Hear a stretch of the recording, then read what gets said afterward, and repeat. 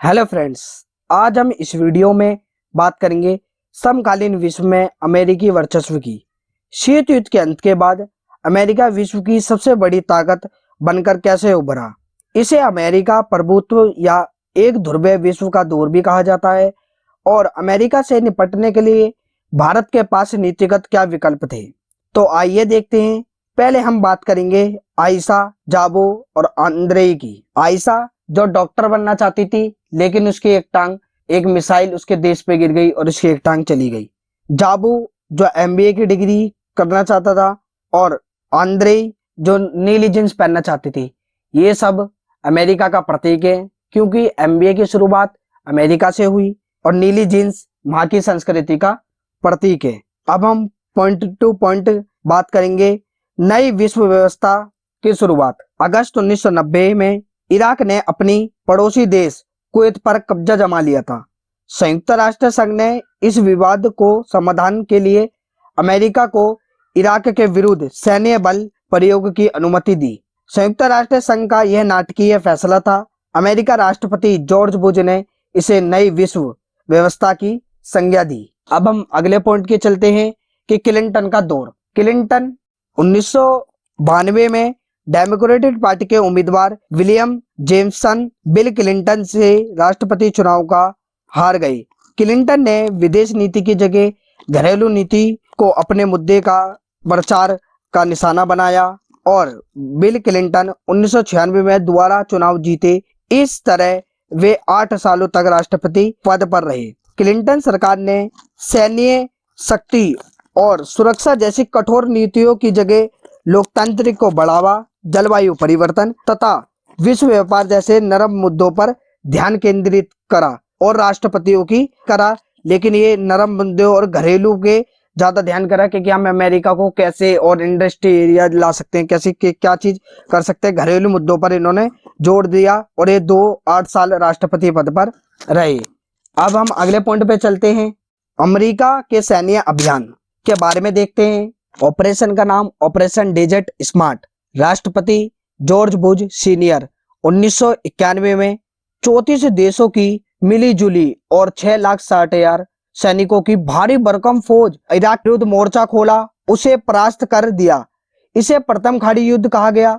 संयुक्त राष्ट्र संघ ने इस युद्ध के अभियान को ऑपरेशन डेजर्ट स्मार्ट कहा गया, क्योंकि इस युद्ध में स्मार्ट बमों का प्रयोग हुआ कि अमेरिका ने एक जगह बैठे बैठे दूर तक निशाने बहुत ऐसी स्मार्ट मिसाइलों का अमेरिका ने इस्तेमाल किया।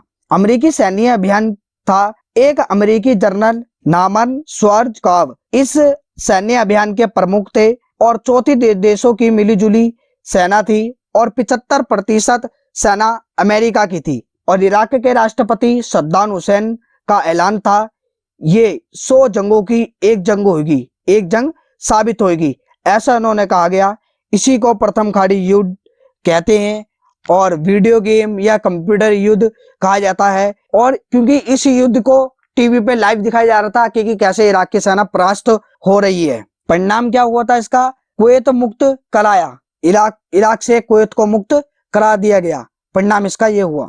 ऑपरेशन नंबर दूसरा, ऑपरेशन इनफाइनाइट रिच। राष्ट्रपति थे बिल क्लिंटन। 1998 में हुआ। केन्या तथा दारे सलाम तंजानिया ने अमेरिकी दूतावास पर बमबारी के विरोध में सूडान व अमेरिका ने अल-कायदा के ठिकाने पर क्रूज मिसाइलें तैनात की। इसका परिणाम क्या हुआ? अल-कायदा को मुंह तोड़ जवाब दिया। तीसरे ऑपरेशन का नाम operation endurance freedom. George W Bush ने किया 2001 में। 11 सितंबर 2001 के दिन विभिन्न अरब देशों ने के 9 अपहरणकर्ताओं ने उड़ान भरने के चंद मिनटों बाद 4 अमेरिकी व्यावसायिक विमानों पर कब्जा कर लिया। अपहरणकर्ता इन विमानों को अमेरिका की महत्वपूर्ण इमारत से सीध में उड़ाकर ले गए। 2 विमान न्यूयॉर्क में स्थित वर्ल्ड ट्रेड सेंटर के उत्तरी दक्षिणी टावर से टकराए। तीसरा विमान पेंटागन से टकराया। पेंटागन जो कि अमेरिका का रक्षा विभाग भी है। चौथा विमान को कांग्रेस की मुख्य इमारत से टकराना था, लेकिन वह एक खेत में जा गिरा। इस हमले को 9/11 कहा जाता है, क्योंकि अमेरिका में महीना पहले लिखा जाता है, तारीख बाद में। इस हमले में लगभग 3000 व्यक्ति मारे गए। अमेरिकियों के लिए यह दिल दहला देने का अनुभव था। इस घटना की तुलना उन्होंने 1814 और 1941 की घटनाओं से की ऐसी, और 1941 की घटना जापानियों ने पर्ल हार्बर पर तब हमला किया था। अमेरिकी जमीन पर यह अब तक का सबसे गंभीर हमला था। अमेरिका 1776 में एक देश बना, तब से उनने ऐसा हमला कभी नहीं झेला था। 9/11 के जवाब में अमेरिका की फौरी कदम उठाए और भयानक कार्रवाई की। अब क्लिंटन की जगह रिपब्लिक पार्टी के जॉर्ज डब्ल्यू बुश राष्ट्रपति थे। वे पूर्ववर्ती राष्ट्रपति HW बुश के पुत्र थे। क्लिंटन ने के विपरीत बुश ने अमेरिकी हितों को लेकर कठोर रवैया अपनाया और आतंकवाद के विरुद्ध विश्वव्यापी युद्ध छेड़ दिया। अमेरिका ने एक ऑपरेशन चलाया। इस ऑपरेशन का नाम ऑपरेशन एंड्यूरिंग फ्रीडम कहा, और 9/11 का जिसपे शक सकता अल-कायदा अफगानिस्तान में तालिबान का शासक को बनाया। तालिबान के अब शासन के पांव जमीन जल्द ही उखड़ गए थे, और अमेरिका ने पूरे विश्व के देशों में बहुत गिरफ्तारियां की जिसपे भी शक था, और खुफिया जेल खानों में उन्हें बंद कर दिया गया। एक खुफिया जेल खाना उनका क्यूबा के निकट नौसेना का एक ठिकाना था, जिसे गवातामो नामो बे में है, और वो बंदियों को वहीं रखते थे। अब हम चौथे ऑपरेशन की बात करते हैं, ऑपरेशन इराकी फ्रीडम। राष्ट्रपति थे जॉर्ज डब्ल्यू बुश। सन 2003 19 मार्च सन 2003 में अमेरिका ने ऑपरेशन इराकी फ्रीडम के कूट नाम से इराक पर सैन्य हमला किया। अमेरिकी अगुवाई में कलीशन ऑफ विलिंग्डन में 40 से ज्यादा देश शामिल थे। संयुक्त राष्ट्र संघ ने इराक के हमले की अनुमति नहीं दी थी, और तभी भी अमेरिका ने इराक पर हमला कर दिया, क्योंकि संयुक्त राष्ट्र जैसी संघ को सबसे ज्यादा पैसा अमेरिका का जाता था, और अमेरिका ऐसा सोच रहा था कि यूएन ने कुछ नहीं बोला, और यूएन ने वाकई में ही कुछ नहीं बोला था, क्योंकि सबसे ज्यादा जो यूएन का खर्च था या पैसा अमेरिका से जाता था। तो अमेरिका ने यूएनओ की सलाह लेना नहीं उचित समझा, और इराक का अमेरिका का ये कहना था कि इराक सामूहिक संहार के हथियार बना रहा है, और इसे रोकने के लिए इराक पर हमला किया गया है। इराक में सामूहिक संहार के हथियार की मौजूदगी का कोई प्रमाण नहीं मिला, ऐसा कोई हथियार ही नहीं बना रहा था, लेकिन अमेरिका ये चाहता था इराक के तेल भंडार और नियंत्रण इराक में अमेरिका की मनपसंदा सरकार कायम करना था, क्योंकि इराक में तेल भंडार इतने थे, लेकिन इराक को शांत कर पाने में अमेरिका सफल नहीं हो सका। इराक में अमेरिका के खिलाफ एक पूर्ण व्यापी विद्रोह भड़क उठा। अमेरिका के 3000 सैनिक मारे गए, और जबकि इराक के सैनिक कहीं ज्यादा भी मारे गए।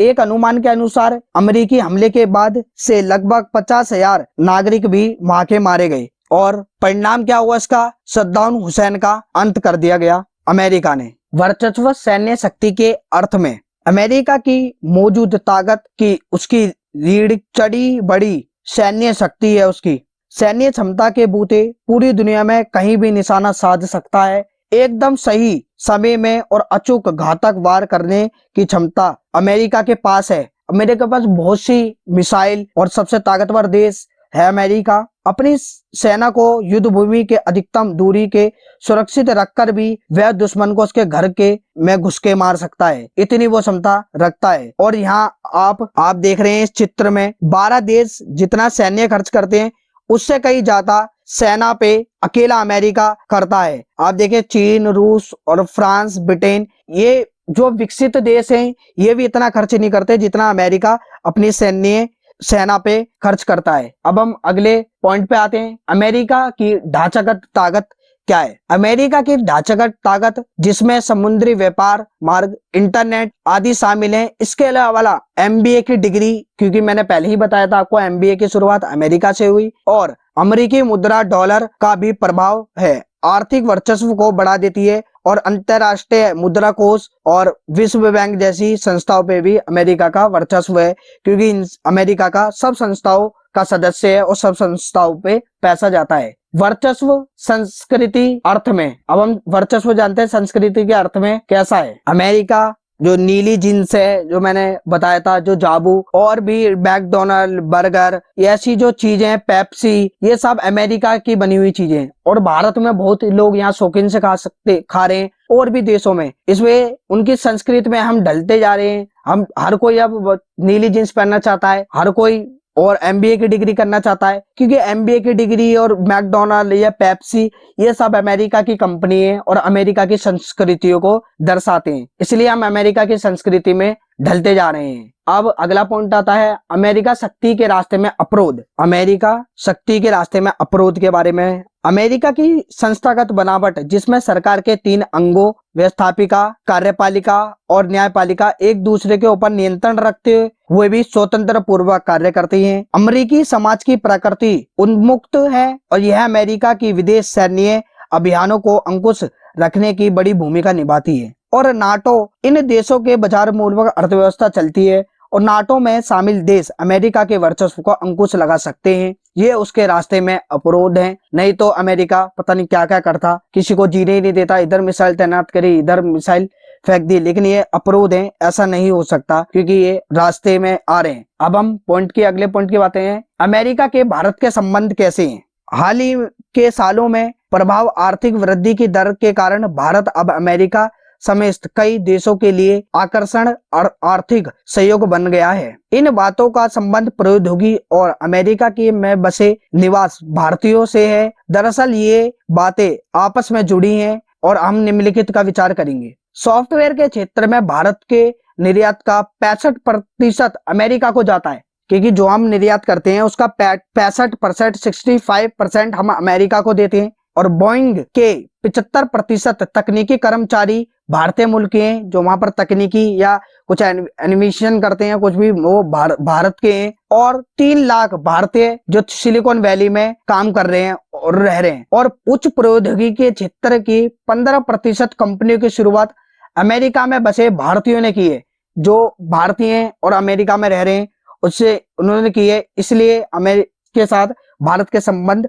अच्छे रहे हैं। और अभी कुछ के सालों में बराक ओबामा की 2015 की भारत के यात्रा के दौरान रक्षा सौदों से संबंधित समझौतों का नवीनीकरण किया गया। कई क्षेत्रों में भारत के ऋण प्रदान करने की भी घोषणा की। और अभी कुछ ही पिछले वर्षों में अमेरिकी राष्ट्रपति डोनाल्ड ट्रंप की को भी बहुत अच्छे रिश्ते थे हमारे प्रधानमंत्री नरेंद्र मोदी से। अब अमेरिका चुनाव हो चुके हैं और अमेरिका के राष्ट्रपति जो बाइडेन है। अब देखते हैं कितना भारत के साथ अच्छे संबंध होंगे। अब हम लास्ट पॉइंट की बात करते हैं, वर्चस्व से कैसे निपटें। इतना बड़ा वर्चस्व है अमेरिका, इतनी बड़ी शक्ति है, उससे कैसे बचें। बैंड वेगन नीति, इसका अर्थ है वर्चस्व जनित का अवसरों का लाभ उठाते हुए विकास करना। क्या अमेरिका के साथ काम करो और विकास करो। अपने को छिपा लेने की नीति, ताकि वर्चस्व वाले देशों की नजर तुम पे ना पड़े, ऐसे भी आप बचा सकते हैं। और अमेरिका इतनी बड़ी शक्ति है, वो कहीं भी वैसे तो ढूंढ सकता है, लेकिन आप बच सकते हैं। राज्योत्तर संस्थाएं जैसे स्वयंसेवी संगठन, कलाकार और बुद्धिजीवी मिलकर अमेरिका वर्चस्व का